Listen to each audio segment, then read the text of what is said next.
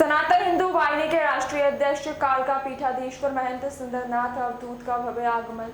सनातन हिंदू वाहिनी उत्तर प्रदेश की समस्त मातृ शक्तियों की मूर्तियों के विसर्जन केंद्र के निकट शनिदेव मंदिर महानगर के शक्ति खंडों के प्रथम अध्यक्ष दर्शनगढ़ के नेतृत्व में संगठन विस्तार कार्यक्रम का आयोजन किया गया। इसमें शक्ति खंडों की समस्त शक्तियों ने बढ़ चढ़कर हिस्सा लिया। इस सामूहिक विकास और सहयोग की बात है और आने वाले भविष्य में इस बात का ध्यान रखना होगा कि हमारे गौरक्ष पीठाधीश्वर महंत मुख्यमंत्री योगी आदित्यनाथ महाराज का संदेश और उद्देश्य यही है कि हमारे भारतवर्ष में सभी माताएं सुरक्षित दृष्टि बनाए रखें। हमें स्वामी जी के रूप में एक कर्मठ और समर्पित शक्ति विभाग का शोध मिला है। हम सभी ने उनका सहयोग और समर्थन करके उन्हें शामिल किया है ताकि पूरे भारतवर्ष में सनातन हिंदू शक्ति समूह एक हो जाए। बरेली से अंशु कुमार की रिपोर्ट। सादर प्रणाम और कोटि कोटि नमन। और उसके साथ साथ महामंच पे आसीन इस जगत की जननी, जिन्हें हम जगत जननी इसलिए कहते हैं कि इस धरती पे कोई भी ऐसी चीज विराजमान नहीं है जिसे नारी शक्ति ने जन्म ना दिया हो। प्रजातियां अलग अलग हो सकती हैं, लेकिन नारी शक्ति सभी की जन्मदाता है। तो मैं इनको भी कोटि कोटि नमन करते हुए प्रणाम करता हूँ। और महामंच पे ही आसीन मैं सभी अपने बंधुवरों को, अपने बड़ों को, छोटों को, सभी को सादरपूर्वक प्रणाम करता हूँ। सनातन हिंदू वाहिनी जिसके राष्ट्रीय अध्यक्ष कालका पीठाधीश्वर महंत सुरेंद्रनाथ जी महाराज हैं, जिसकी स्थापना 19 नवंबर 2015 में गोपाष्टमी के दिन की गई थी, जिसका उद्देश्य सनातन के सभी समाजों को, परिवार को एकजुट करते हुए जात पात के भेदभाव को खत्म करते हुए आगे बढ़ना है, जिसका उद्देश्य इस भारतवर्ष को पूर्णतः से अखंड भारत बनाना है। मेरे गुरुदेव निरंतर ही सनातन के हित में प्रयास करते रहते हैं, हर संभव कोशिश करते हैं कि सनातन का उनके द्वारा किस तरीके से सहयोग हो सके और सनातन को किस तरीके से आगे बढ़ाया जा सके। गोरक्ष पीठाधीश्वर माननीय मुख्यमंत्री योगी आदित्यनाथ महाराज जी, जो आज इस धरती पे विराजमान प्रत्येक हिंदू के एक ऐसी आशा के केंद्र है जहां सब लोग अपने आप को सुरक्षित समझते हैं। मैं बात करूं माताओं बहनों की, तो मुझे लगता नहीं कि उनसे ज्यादा अपने आप को कोई सुरक्षित महसूस करता हो माननीय मुख्यमंत्री योगी आदित्यनाथ जी के शासन में। मैं चाहूंगा उस दिव्य पुरुष के लिए एक बार जोरदार तालियां हो जाए, क्योंकि हमने वो समय देखा है जब मेरी माताओं बहनों का दुपट्टा कहीं भी कोई भी मनचला छीन लिया करता था। मैंने वो समय देखा है जब कहीं भी किसी के मुंह पे एसिड फेंका जाता था। मैंने वो भी समय देखा है कि घर से बाहर से साइकिलें गायब हो जाया करती थी। हमने वो भी समय देखा है कि किसी की भी जमीन पे कोई भी आके कब्जा करता रहता था, क्योंकि जिस उत्तर प्रदेश में हम वास करते हैं, योगी आदित्यनाथ जी के महाराज के आने से पहले तक वो उत्तर प्रदेश गुंडों और माफियाओं का प्रदेश माना जाता था। लेकिन आज पूरे भारतवर्ष के अंदर यदि सबसे कोई सुरक्षित प्रदेश है तो मेरा उत्तर प्रदेश है, जिसे आज हम सभी लोग उत्तर प्रदेश के नाम से जानते हैं।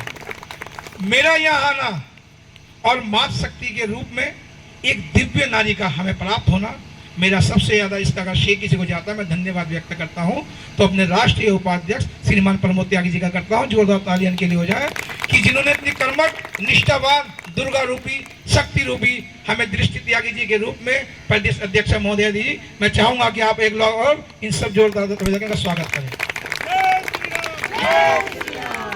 मेरा लक्ष्य यह है कि हम सभी लोग मिलकर माननीय मुख्यमंत्री जी के सामने ही उनके उत्तराधिकारियों को ढूंढना, क्योंकि इस धरती पे बड़े बड़े संत आए हैं, पानव देव जी महाराज, गुरु नानक जी महाराज, कबीरदास जी महाराज, विवेकानंद जी, और एक संत और आए हैं जो बेशक कोट और पैंट पहना करते थे, जिन्हें हम भीमराव अम्बेडकर जी महाराज कहते हैं, जिनके संविधान की ही ताकत है कि आज एक चाय बनाने वाला पूरे ब्रह्मांड के सबसे बड़े संवैधानिक देश पर प्रधानमंत्री पद के रूप पर बैठा है। तो अगर इसको कोई श्रेय जाता है तो हमारे भीमराव अम्बेडकर जी को जाता है।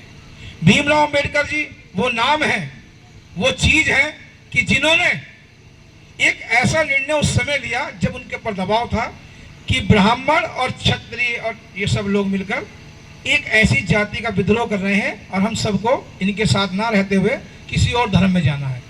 लेकिन उनकी बुद्धि, जो ब्रह्म की बुद्धि थी, जिन्हें ब्रह्म का ज्ञान था, क्योंकि उनसे ज़्यादा पढ़ा लिखा व्यक्ति इस धरती पर ना तो आया है और मुझे लगता नहीं कोई व्यक्ति इस काल में आएगा भी। तो उन्होंने अपनी बुद्धिजीविता का प्रमाण देते हुए सनातन के ही एक भाग, जिसे हम बौद्ध धर्म से जानते हैं, जो सनातन का एक पार्ट है, उसमें जाकर वो गए और उसको अपनाया। इसलिए कि अगर वो क्रिश्चियनों के साथ चले जाते तो आज ये शरीयत में हमारा बहुत बड़ा समुदाय चला जाता। अगर वो मुस्लिम बन जाते तो हमारा बहुत बड़ा ऐसा तबका चला जाता जिसे हम दलित समाज कहते हैं।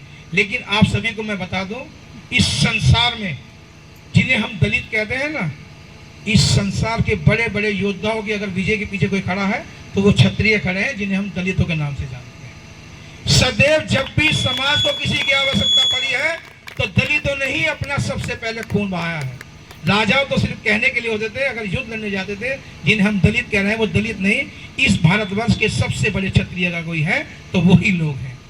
जहां तक बात आती है शूद्र की, शूद्र इस धरती पे कोई भी ऐसा महापुरुष या कोई भी ऐसा बड़े से बड़ा राजा पैदा नहीं हुआ जिसने जन्म होते ही उस दाई माँ के हाथ में नहीं लिया, जिसे हम शूद्र कहते हैं, जन्म ना लिया हो। और यहाँ तक कि जब हमारे जन्म का अंत होता है ना, जब अग्नि की शैया पे बैठते हैं तो जहाँ वो होता है ना, क्या कहते हैं, आग जलाने वाला हमारा जिल्ला, उससे भी हम शूद्र ही कहते हैं।